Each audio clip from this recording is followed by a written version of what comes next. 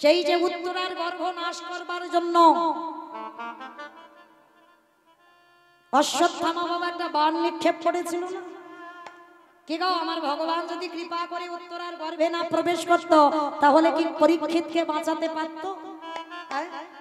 কখনো বাঁচাতে পারত না।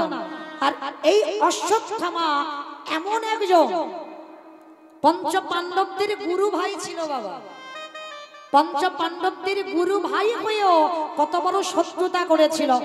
যখন আমার দুর্যোধন বিষণ্ণ বদনে বসেছিল, মানে দিশেহারা হলো কি করে পাণ্ডবদের নিধন করবে, তখন এই অস্ত্রগুরু দ্রোণাচার্যের পুত্র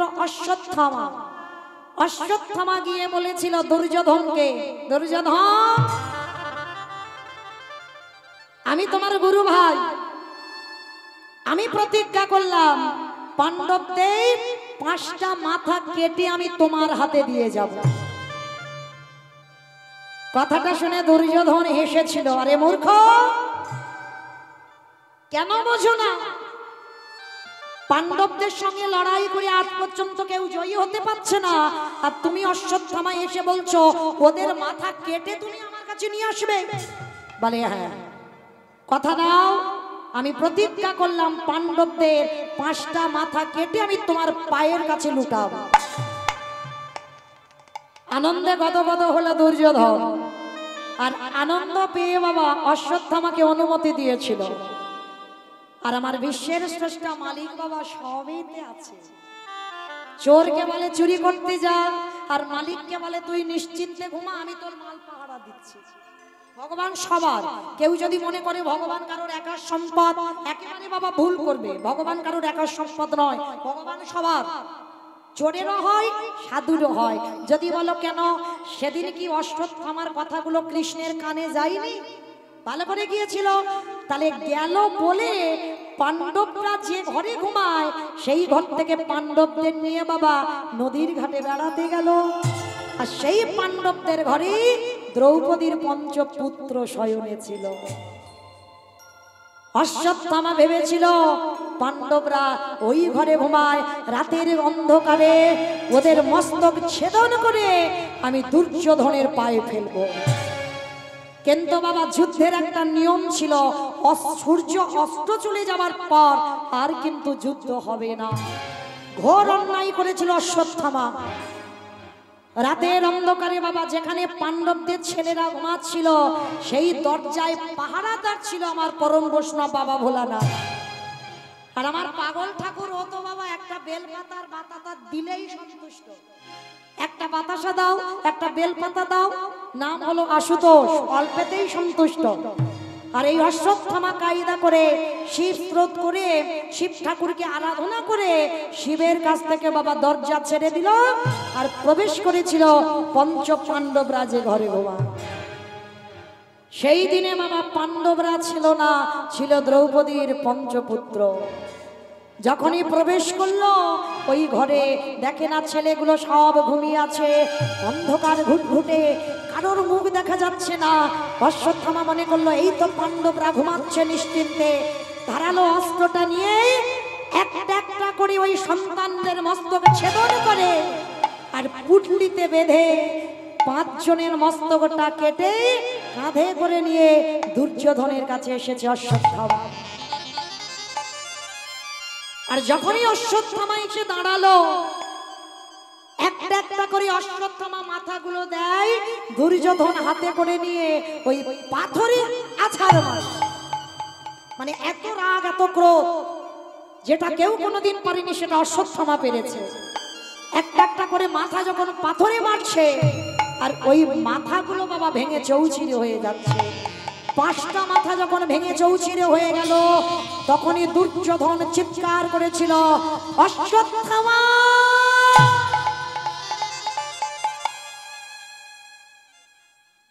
এ তুমি কি করেছো? এ তুমি কাদের মাথা কেটেছো? এ তো পাণ্ডবদের মাথা নয়। পাণ্ডবদের মাথা যদি হবে তাহলে সবার মাথা ভেঙে চৌচির হতে পারে, কিন্তু ভীমের মাথা কোনোদিন ভেঙে চৌচির হবে না। কিন্তু 5টা মাথা যখনই পাথরে মারলাম সব কটা মাথা ভেঙে চৌচিরে হয়ে গেল। তুমি কাদের মাথা এনেছো? লণ্ঠনে জেলে অন্ধকারে গিয়ে দেখলো পাণ্ডবদের মাথা নয়, মাথাটা ছিল পাণ্ডবদের বংশধর। যখনই দেখেছে তার ভাইপোদের নিজের হাতে মেরেছে, তখনই দুর্যোধন অশ্বত্থামার উপরে রেগে গেল। ওরে মূর্খ, ওরা যদি থাকতো বেঁচে তাহলে আমার বংশীয় প্রদীপ দিত। কারণ মনে রাখতে হবে বাবা, যদি আমার কোনো সন্তান না থাকে, যদি তোমার ভাইয়ের কোনো সন্তান থাকে, যদি তোমার কাকা বা জ্যাঠা বলে ডাকে, তোমার বংশে যদি কোনো পুত্র না থাকে, তোমার বংশে তোমার প্রদীপ সেই কাকার ছেলে বড় বা জ্যাঠার ছেলে দিতে পারে, যাকে আমরা ভাইপো বলে ডাকি। আজকের দুর্যোধন বলেছিল, রে ওরা যে আমার ভাইপো, আজকের ওদের বাবার উপরে রেগে গিয়ে বিনা অপরাধে ওদের ছেলেদের মাথাগুলো কেটে আনলি তুই। রেগে গেল। সকাল হলে বাবা যখন জানতে পারলো,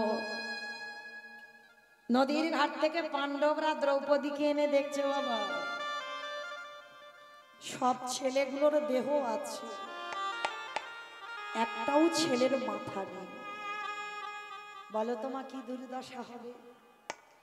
অর্জুন রেগে গিয়ে বলেছিল, অপদার্থ, এত বড় অশ্বত্থামা স্পর্ধা, একটা একটা করে আমাদের ছেলেদের মস্তকে ছেদন করে নিয়ে গেল। এই মুহূর্তে আমরা নিজের হাতে ওর মস্তকে ছেদন করব।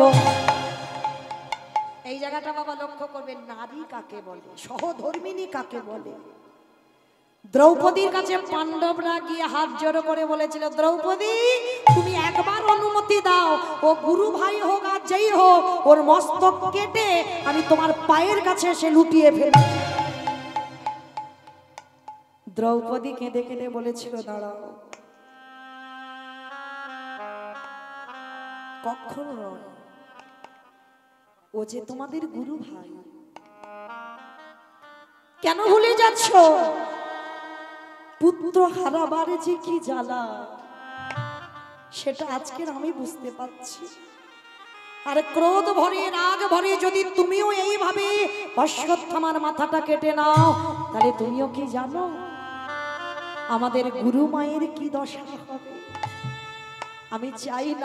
আমি চাই না যে আমার মতো কোনো মেয়ে এইরকম পুত্র হারাবার যন্ত্রণা ভোগ করুক। আমি কোনোদিনই চাই না।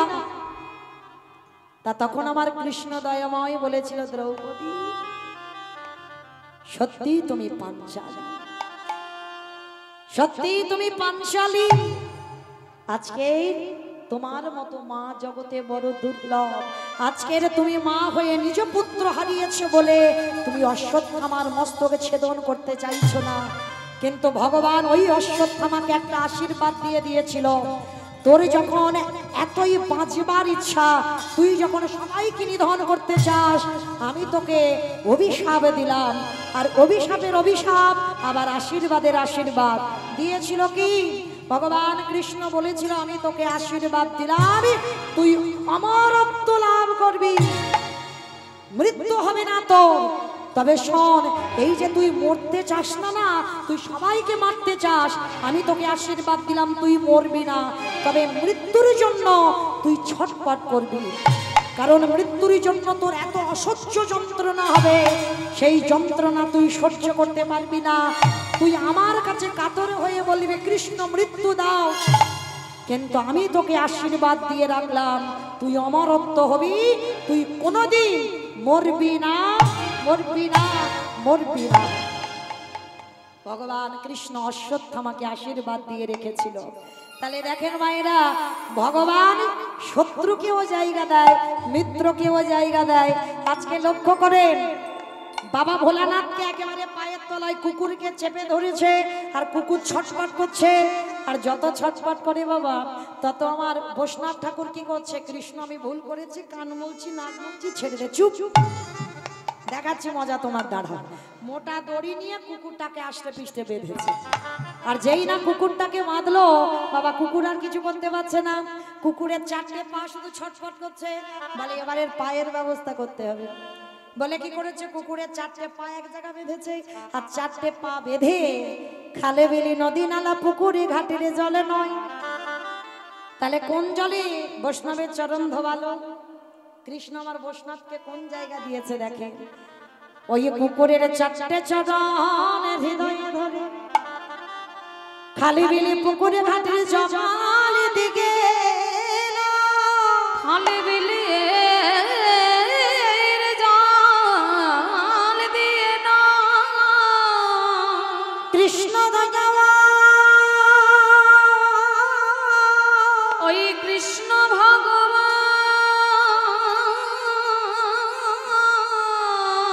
ওই কুকুরের 4টে চরণ বুকে ধরে। তাহলে কোন কৃষ্ণই আমার চোখের জলে চরণ ধোবাইছে, ওই ভক্ত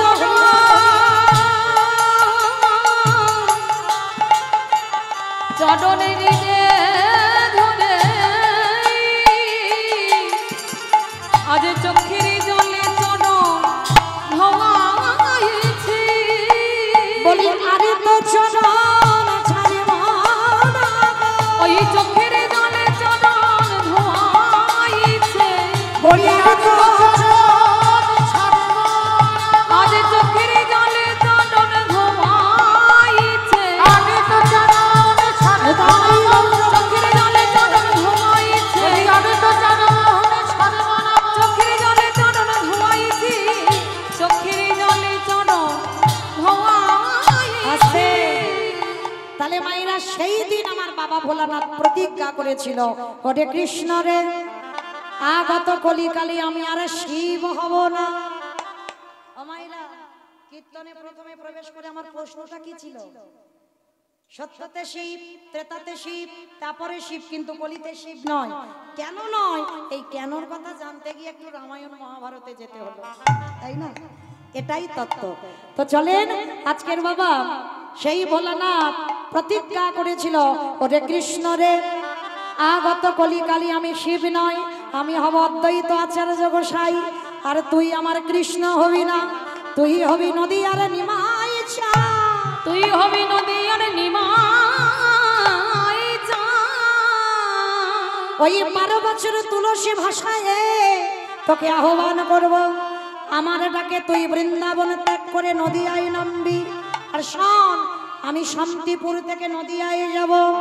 এই রাজস্বায়ী যজ্ঞে যেমন তোর চোখের জল কুকুরের পায়ে পড়ল, এই কুকুরে যেদিন অদ্বৈত হবে, তুই যেদিন নিমাই হবি, যেদিন তোর আর আমার প্রথম সাক্ষাৎ হবে, ওরে এমনি করে চরণ ধোবাইব। বলে এমনি করে চরণে ধোয়াইব। ওরে প্রতিজ্ঞা করে এমনি করে চরণ ধোয়াইব। এই প্রতিজ্ঞা করে এমনি করে ধোয়াইব। এমনি করে ধোয়াইব। এমনি করে চরণ ধোয়াইব। আস্তে সেই নদিয়ায় নামলো আমার মহাপ্রভু। নেমে কি করলো? নিতাই চাঁদকে ধরে নিতাই যারে দেখে তারে বলে,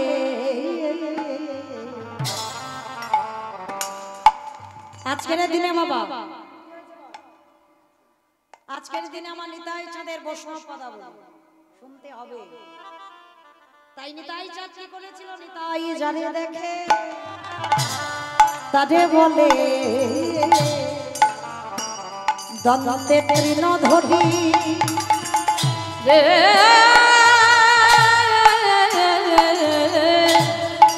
যারে দেখে তারে বলে, দন্তে তৃণ ধরি রে। বলি তোমরা আমারে তোমরা আমারে নিতাই চাঁদ বলছে, আমি মৌমিতা বলছি না, নিতাই চাঁদ বলছে তোমরা আমারে কিনিয়া লাখো কিনিয়ালা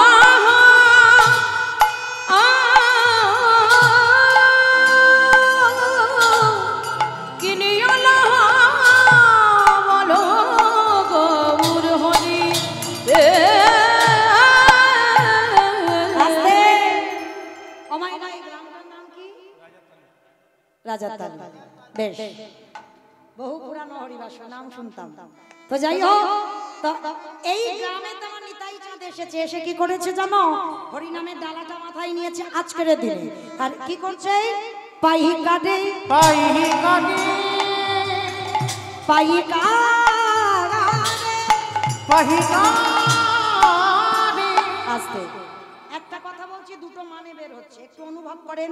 নিতাই চাঁদ হরিনামটা নিয়ে বলছে পাহি কাটে। পাহি কাটে। আচ্ছা বাবা, যখন সবজি একসঙ্গে দোকানে দেওয়া হয়, ধরুন আপনাদের এই যে ডায়মন্ড আপনার কাছাকাছি মাছপটি আছে না, মানে একসঙ্গে যেখানে বিক্রি হয় সেখানে এটাকে কি বলে জানো? সেল বলে নাকি? মানে একসঙ্গে এক জায়গায় ঢেলে দিলে বাবা, এক জায়গায় বিক্রি করে দিলে তাকে সেল বলে? পাইকারি, পাইকারি দেওয়া, তাই না? এই যে পাইকারি, তো নিতাই চাঁদ হরিনামের ডালাটা এনে আপনাদের এই রাজার তালুতে কি করছে বাবা? পাইকারি পাহি কাটে মানে এই গ্রামে ঢেলে দিচ্ছে। আর একটা মানে হচ্ছে, একটু অনুভব করেন, পাহি কাটে আমি পাহি কাটে এই হরি নামে দেব, আমি পাহি কাটে এই হরি নাম দেব পাইকারি। মানে একসঙ্গে ঢেলে দিচ্ছে। আর একটা মানে হচ্ছে হরিনামটা যে দেব, তেমন মানুষ এই গ্রামে পাচ্ছি না। শেষে বাবা এক জায়গায় বিরক্ত হয়ে নিতাই চাঁদ ঢেলে দিয়েছে। কোথায় জানো? দোকানে। দোকানে আজি দোকানে, আজি দোকানে পানের দোকান, ফুচকা দোকান, মুদিখানা দোকান, স্টেনারি দোকান, কোন দোকান? বাহ, ভক্ত তো দক্ষিণ 24 পরগনার ভক্ত, অন্য জায়গা হলে বাবা চুপচাপ। দোকানে দোকানে যারা দোকান খোলে বসে আছে, হরি নাম দিল দোকানে, যারা দোকান খুলে বসে হরি নাম দিল দোকানে, যারা দোকান খুলে বসে হরি নাম দিল দোকানে। এত বলি নিতাই চাঁদ ঘুমে বটি যা রে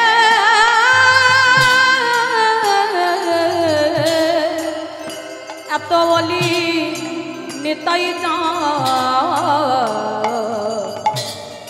ঘুমে করে যাই। বলি ওগো সোনার ওই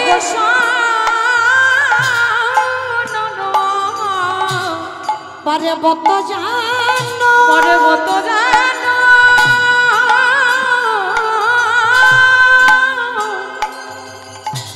পর্বত যেন ধুলাতে লুটায় রে। হেন অবতারে যারে রতি না জন্মিল, রতি ন জন্মিল দাসিলোচনে বলে সেই পাপী এলো আর গেল। এলো আর গেল।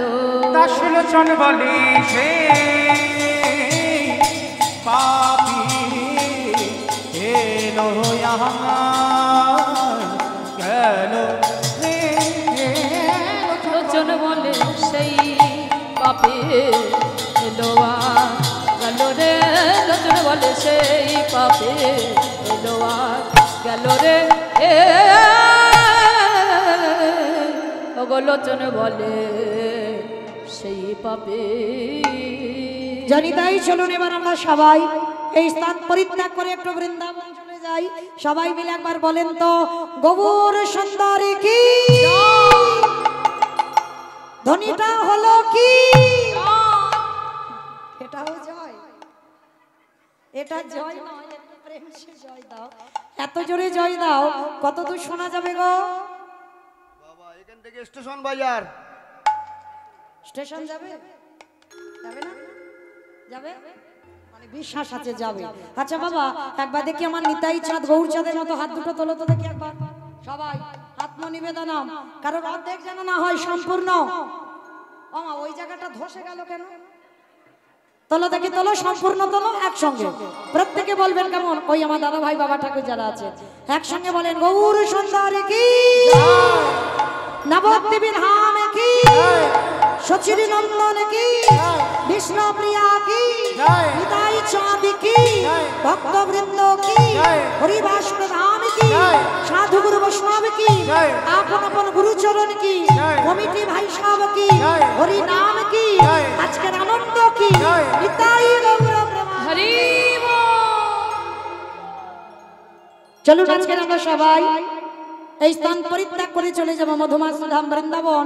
আর বৃন্দাবনে যেতে গিয়ে একটা ভজন গাইতে গাইতে যাই। আমি তো একটা ভজন হবে তো, চলো একটু প্রেম সে উলুধ্বনি দাও দেখি একবার।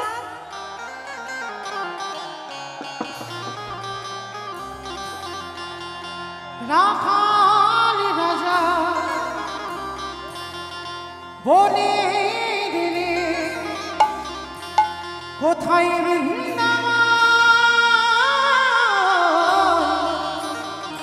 শ্যামী কুণ্ড রাধা কুণ্ড গিরি গোবরে রাখাল রাজা বলে দিদি কোথায় বৃন্দাবন, শ্যামে কুণ্ড রাধা কুণ্ড গিরি গোবর্ধন। বনে দিলে কোথায় বৃন্দাবন, শ্যামী কুণ্ড রাধা কুণ্ড গিরি গোবরে রাখাল রাজা বলি দিদি কোথায় বৃন্দাবন, শ্যামে কুণ্ড রাধা কুণ্ড গিরি গোবর্ধন। উজানে বেশি আছে শ্যামরা ও ভগবতী শ্রী যমুনা উজানে উড়ে যায়, কেশি ঘাটে ভোগ শিব আসে শ্যামরা। রাখালি রাজা হতে কোথায় বৃন্দাবন, শ্যামী কুণ্ড রাধা কুণ্ড গিরি গোবর্ধন। ও মাইরা, আমি আর আমার সম্প্রদায় যাবো, আপনারা যাবেন না? যাবে? যারা যারা যাবে কই দেখি একবার হাত দুটো তোলো তো দেখি। বাহ, সবাই মাঝে মাঝে এরকম পড়ে পড়ে আছে সম্পূর্ণ। এইদিকে সবাই একসঙ্গে তালে তালে করো তালি, কেমন? প্রত্যেকে তালে তালে। ভাগ্যবতী শ্রী যমুনা উজানে বহিনা কেশি আছে শ্যামরা ও ভগবতী শ্রী যমুনা উড়ান বয়ে যায়, কেশি ঘাটে ভোগ শিব আসে শ্যামরা। রাখালি রাজা বলে দিলে কোথায় বৃন্দাবন, শ্যামী কুণ্ড রাধা কুণ্ড গিরি গোবর্ধন। ও রাখাল রাজা বলি দিদি কোথায় বৃন্দাবন, শ্যামে কুণ্ড রাধা কুণ্ড গিরি গোবর্ধন। জয় জয় রাধে রাধে রাধে রাধে রাধে রাধে রাধে রাধে বৃন্দাবন রে, রাধে রাধে গোবর্ধন রে। রাধে রাধে। বলছো আজকে রিহার্সালটা দিয়ে রাখো, কালকে তো আবার ফাইনাল দিবে। আজকে যদি রিহার্সাল না দাও কালকে ফাইনালটা দেবে কি করে? কি গো, আজকের একটা আমি প্র্যাকটিস করিয়ে রাখি, কালকে দেবে। বেশ, কই দেখি একসঙ্গে হাত দুটো তোলো, একটু রাধা নাম সবাই বলবো। জয় জয় রাধে রাধে রাধে রাধে রাধে রাধে রাধে রাধে বৃন্দাবন রে, রাধে রাধে গোবর্ধন রে, রাধে রাধে নিধোবন রে, রাধে রাধে ঘোষাগাঁও রে, রাধে রাধে বর্ষণা মে, রাধে রাধে রাধা কোন রে, রাধে রাধে জোরসে রাধে রাধে ভিক্ষু রাধে রাধে কালে বন মে, রাধে রাধে কমল বন মে, রাধে রাধে ঘোষাগাঁও মে, রাধে রাধে বর্ষণা মে, রাধে রাধে গলি গলি মে, রাধে রাধে दादा शान में राधे राधे भाव से बोलो, राधे राधे प्रेम से बोलो, राधे राधे जोर से बोलो, राधे राधे बाकी राधे কোথায় বৃন্দাবন শ্যামী কুঞ্জ রাধা কুঞ্জ গিরি গোবর্ধন ও রাখাল রাজা বলি দেরি কোথায় নিতাই বৃন্দাবন শ্যামে কুণ্ড রাধা কুণ্ড গিরি গোবর্ধন প্রেম এসে বলো রাধা রানী কি জয় আমার জয়টা হলো ঠিক হলো না আচ্ছা তোমাদের গ্রামে শাশুড়ি বৌমাতে ঝগড়া টগড়া হয় না হয় না হাই ভগবান বলে হয় না কারণ আমিও তো দক্ষিণ 24 পরগনার মেয়ে অন্য জেলার নয় কি গো হয় কম বেশি হয়তো ডায়মন্ড হারবার এলাকায় কম হয় আমার উস্তি এলাকায় বেশি হয় কিন্তু হয় তা এই যে শাশুড়ি বৌমাতে ঝগড়া হলে যে গলাটা বার হয় একটু বের করো তো দেখি সবাই মিলে বলো রাধা রানী কি তার মানে ঝগড়া হয় বৃন্দাবনেশ্বরী কি যমুনা মাইয়া কি নন্দগাম কি উচাগাম কি বর্ষানাম কি ভক্তবৃন্দ কি হরিবাসন ধাম কি সাধু গুরু বৈষ্ণব কি আপন আপন গুরু চরণ কি নিতাই গৌরানন্দে হরি পৌঁছে গেলাম মধুময় শ্রীধাম বৃন্দাবন ধাম